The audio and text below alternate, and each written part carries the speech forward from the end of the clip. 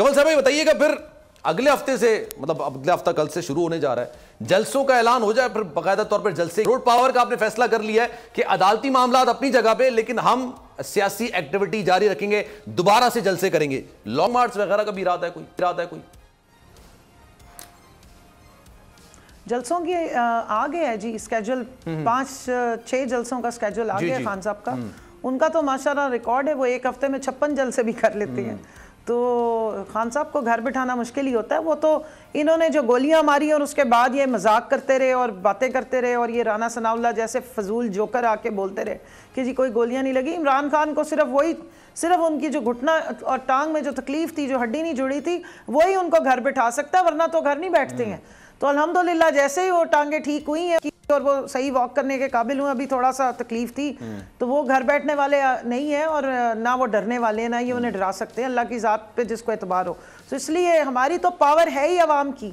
एक सही हकीकी जमहूरियत जो की पैदावार जमात होती है, वो अवाम में जाने से नहीं डरती। ये भागे हुए आज ये भी एक चीज खुल के सामने आ गई, जहां बहुत सारे और नकाब उतरे, ये भी देख लें किन नर्सरियों से ये पैदा हुए और कहां से इनकी स्पॉन्सरशिप हो रही है। अगर अवाम में ये मकबूल हो और अवाम से इनकी स्पॉन्सरशिप हुई हो, तो ये अवाम में वापस जाने से घबराए ना। और वहां बिलावल की जरूर आज जिक्र बहुत हो रहा है, तो मैं जरा याद करा दूं कि वो जो पिछले साल 22 फरवरी से लेके 8 मार्च तक उन्होंने लॉन्ग मार्च की थी ना, और जिसमें वो कापे टांगने वाला उन्होंने बयानिया दिया था, वो आखिरी दिन की उनकी 8 मार्च की स्पीच उठा के देखे। उन्होंने असेंबली तोड़ने का वहां पे और असेंबलियां डिसॉल्व करके फ्रेश इलेक्शन कराने की डिमांड की थी। आज मुझे समझ नहीं आ रही कि अब वजीर खारजा शिप मिल गई है, वजारत मिल गई है पर्ची पे, तो अब आप नहीं तोड़ रहे थे ना, आप लोग नहीं तोड़ रहे थे। अब नई एल्फी लगी है, हमने तो तोड़ दी थी जी 3 अप्रैल को। चले अब क्योंकि मुल्क जरा बड़े नाजुक दौर से गुजर रहा है ना, तो इसलिए वो कहते हैं कि अच्छा मैं आप मुझे ब्रेक लेना है। और जो आपने चीफ जस्टिस साहब के हवाले से बात की है,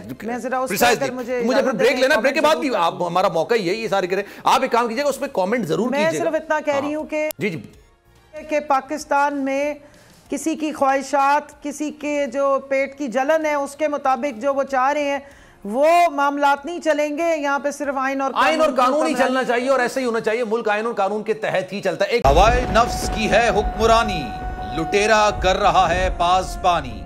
बोल न्यूज के मार्केटिंग हेड आकाश राम ताहा लापता, तफ्तीशी इदारे जवाब देने से कासिर। अहले खाना परेशान, बेटे की जुदाई में माँ गम से निढाल। जो बच्चो हिंदू पर आए थे जो को पाकिस्तानी, मुझे मेहरबानी करे पंहिंजो आकाश वापस कयो।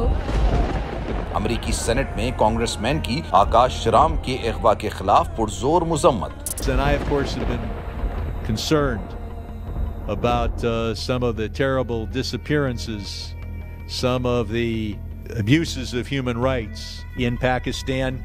यूनाइटेड नेशन ने भी आकाश राम की बाजियाबी के लिए मौसर इकदामात उठाने का इंदिया दे दिया। आलमी सहाफती तंजीम और इंसानी हुकूक की आलमी तंजीमों की भी आकाश राम के अगवा की मुजम्मत। उफ क्या जुल्म है, बोल इंसाफ का मुंतजिर।